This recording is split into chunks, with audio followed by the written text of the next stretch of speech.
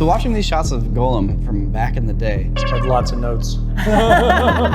Hey! Every movie has constraints and you have to work to those constraints. Does a green suit really help that much? No. So each one of her eyes is like 10 times the amount of geometry from Gollum. Wow. So it's Just crazy. in the eye. Thanks to CoPilot for sponsoring this video. What's up, everybody? It's Christian. I've been keeping you guys updated on my health journey up until this point, and I just gotta say, CoPilot has been a huge game changer. It's been helping me stay really consistent and keeping me really accountable. And actually, this past weekend, I just crossed my 50th workout using the CoPilot program. It's literally the best, but don't take my word for it. Jordan here actually has been doing the CoPilot workout herself. Hey, Jordan. Yep. There she is. Why don't you tell them a little bit about it?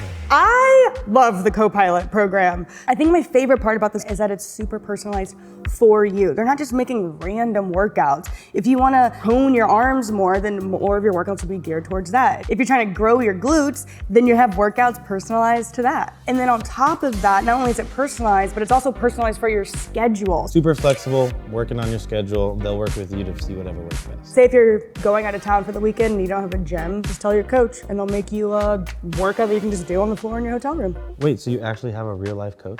Oh yeah, her name's Candace and she lives in Orlando. I love her. Every time I submit my workout, she literally sends me a video. She'll text me saying like, great job, how was it? Was it too hard? Was it too easy? And you have an Apple Watch, don't you? I do have an Apple Watch. If say I'm doing my glute bridges too fast, Candace's voice comes through my AirPods and says, you're going too fast. Literally like having the personal trainer right there next to you, but starting on your own schedule, not having to schedule an appointment. But there is that accountability factor. If you do miss a workout, they'll hit you up and they'll be like, hey, I saw you missed a workout. What's going on? And you're like, "Bleh." So if you're interested in an affordable fitness coach program that gives you personalized workouts, accountability, and support from a real life person, what should they do, Jordan?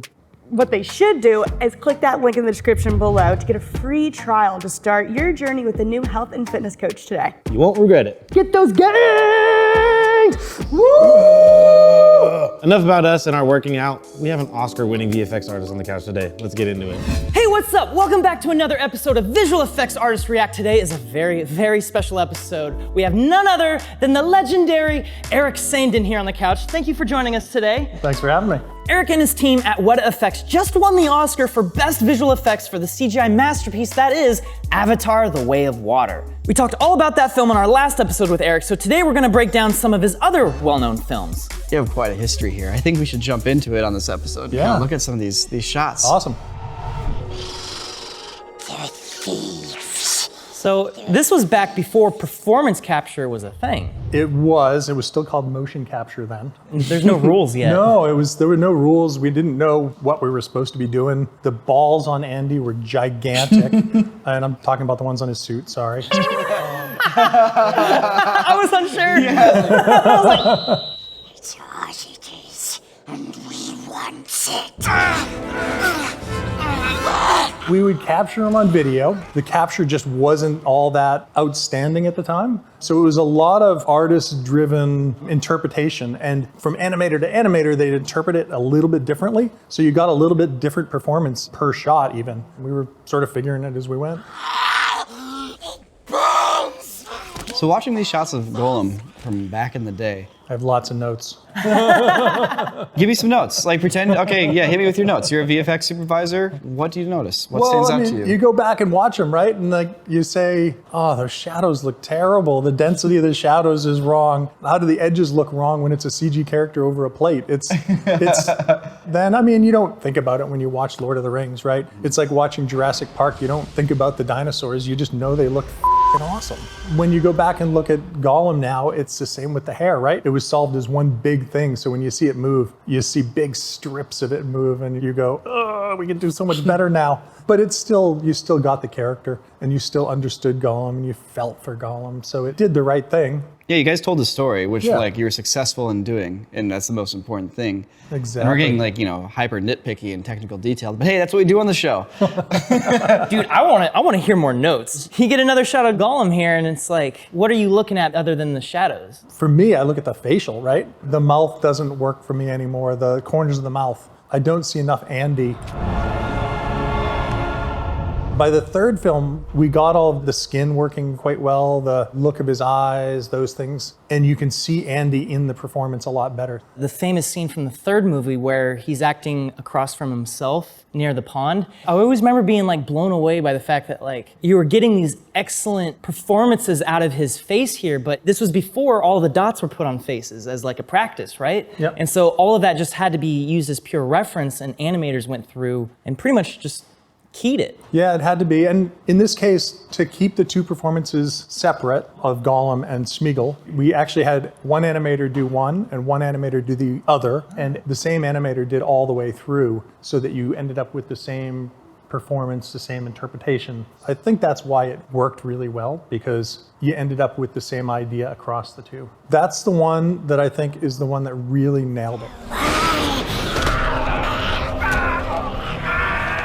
So this scene, we actually had Andy with the guys and actually interacting with them, and we had motion capture cameras on set with us. Because on the Two Towers, you would have the three of them acting together, but that wasn't performance capture, that was just reference. But here you're talking about this scene, filming and having motion capture. Yep, some of the early stuff, it's a little more rough because all the motion capture was done post with Andy on a capture stage, doing it by himself, looking at the images. Right, yeah, oh man. But if you go to Hobbit, everything was all captured together and it got much better interaction. So whenever I have these scenes where like you have a digital character like grabbing a real person and you had a real person underneath doing the performance, how do you guys do it? How do you remove Andy Serkis's hands and put Smeagol's there? Most of the time we have a digital double of Frodo because we have to track them anyways. Even in all of the Avatar films, right? You always have to track the live action so that you get proper shadows from that character onto the CG or to get proper connection between the two. So you end up with a digital double that you can then use to paint through the hands and generate a neck or make whatever you need to do. Sometimes it's just a lot of sitting in front of a computer and painting frame by frame by frame. Throughout all these episodes of VFX Artists React, I've slowly come to learn that it's just grit. The plugin's called effort. Manual labor. So you were in town for the VFX Bake Off, showing off basically the 10 shortlisted best visual effects movies. Leave a comment down below if you want to see a little bit more detail on one of those movies, and we'll take a look. The clips for the shortlist are great, so there's lots to talk about in all those movies.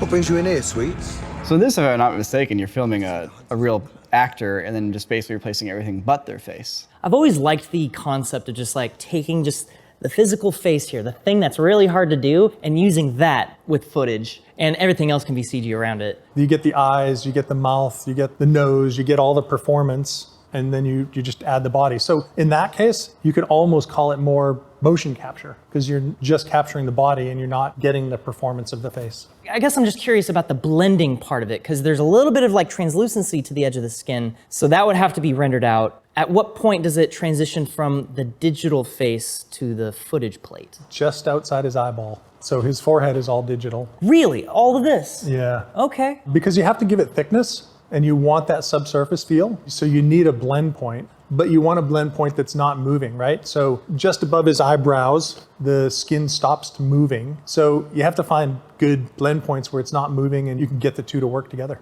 Were the ears real or are they digital? Digital. That's actually more of a CG face than I expected. Same. But it was the only way to really sell it, right? Like you have to give it thickness. So you can't have it all the way back here because you want to give that thickness and you want to see the light through it.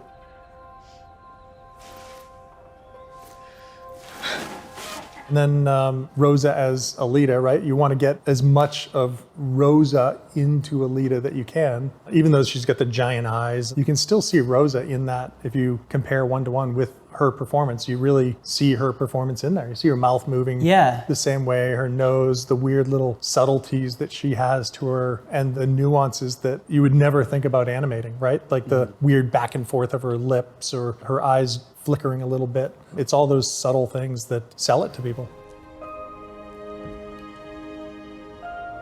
So obviously this character has very large eyes, larger than realistic human eyes. I feel like that's immediately gonna walk down the path of Uncanny Valley, and it's a challenge to make it not be that problem. That's such a fine line to walk through because you have like the distance between the eyes and the relation and the ratio to the nose. It's like being off by just like a couple millimeters suddenly makes it being like, oh, that's pretty cool. Look into, what am I looking at? And it's a subtle distinction. So it's, yeah, I can see how that's a challenge to figure out. Yeah, it was the biggest challenge for sure. We actually ended up simulating her eyes. We actually took Houdini, we built all the fibers in her eyes, like you would probably have with an eye that is of a newborn, and then essentially simulated the dilation of the eye thousands and thousands of times so that little fibers broke and it generated the geometry for her eyeball with millions of polygons in each of her eyes so that you got all that detail in her eyeballs. So each one of her eyes is like 10 times the amount of geometry from Gollum. Wow. So it's crazy, just in the eyeballs. So not too often we get to sit down on a couch with somebody as accomplished as Eric. And if you want to get into the nitty gritty of these details, head on over to our website for the extended episode. We chill out in the cuts. We let things float a little bit because, you know, we're not on YouTube anymore there. So yeah, go check it out. Who can regale me and my queen with some myth? So the most recent movie you worked on before Avatar 2 was The Green Knight from David Lowery? Yep. We actually flew to Ireland with a scanner and scanned all these locations all over Ireland over the course of like 3 days. It was the most amazing time and the most horrible weather ever. It's sort of the polar opposite of Avatar, right? Like it's really gritty, all shot on location. It's a little more like Lord of the Rings was, where it's lots of locations all over New Zealand. This is lots of locations all over Ireland.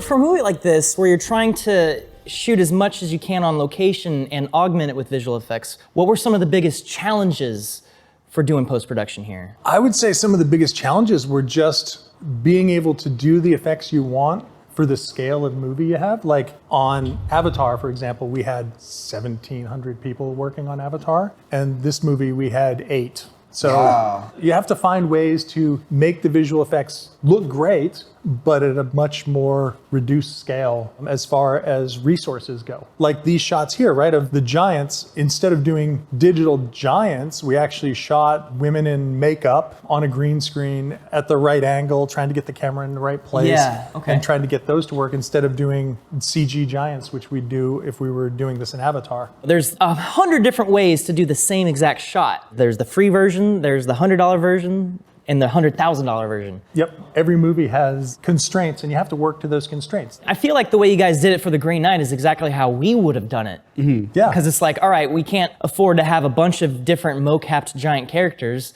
They're supposed to be basically people anyway. Let's just shoot people. Yeah. With cameras.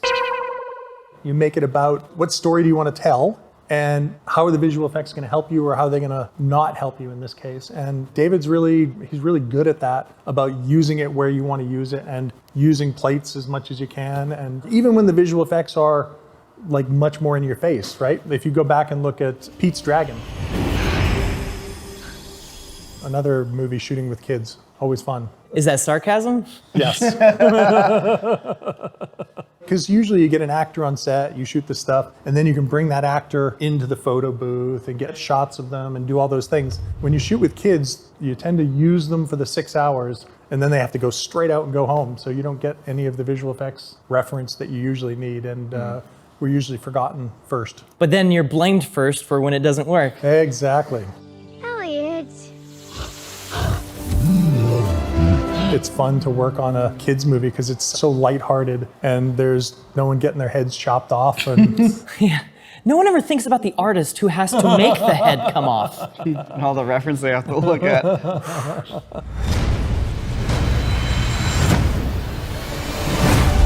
You're the on-set visual effects supervisor for Pete's Dragon here. What are some of the responsibilities for an on-set VFX supervisor? You work a lot with the DP to understand what the lighting is, how the character is going to fit in there. You have to work with the DP so that they light for what's going to be in the shot, not just what they see, because a lot of DPs will only light for what they see.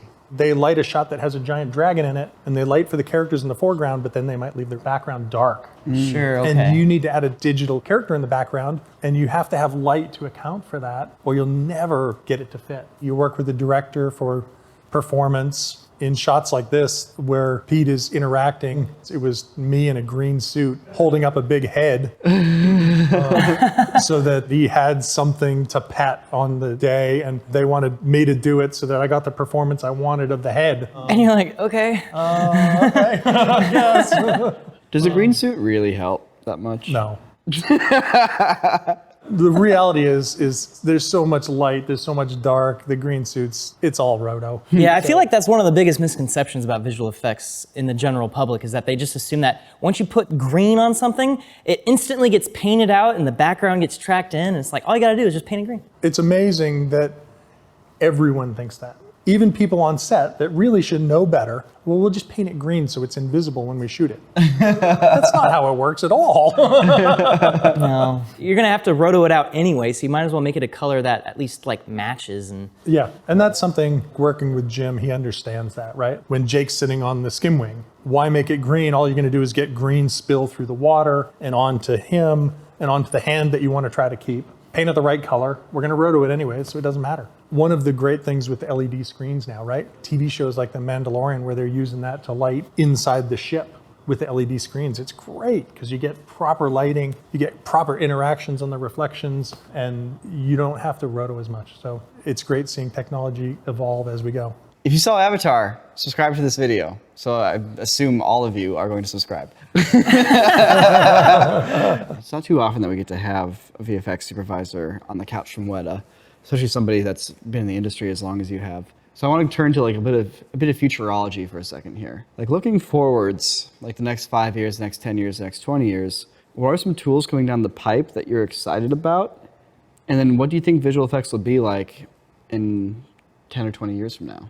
It's a really tricky one, isn't it? Because if I knew what the future was going to be, I'd start it now because I'd probably make a fortune. It's really how all the tools we're using are going to make things so much better in the future. Like, how are we going to make hair better? How are we going to make interaction of characters, the lighting, or to do roto? Like, can we use deep learning to roto all these shots for us? I don't know, deep learning puts such a weird spin on things that we're going to be able to do things that we can't even think of right now. I always feel like, oh, we've reached the top of our game, and then something new comes out. I thought our facial in Alita was great, top notch, can't be beat. And then we came up with a whole new system for facial that's 5 times better. I don't know, I don't think I answered the question because I'm not sure I know the answer anymore. Thanks again to our sponsor of this episode, CoPilot. Well, Eric, thank you so much for showing us your experiences from working on all these movies, from The Green Knight to Lord of the Rings, Hobbit. It's always so insightful to actually hear first-person accounts of what went down because we're always having to speculate. So thanks again. Oh, it's been really fun being here, going back to some of these films I haven't looked at in a long time. Oh yeah, I'm sure. Thanks for watching. See you next week.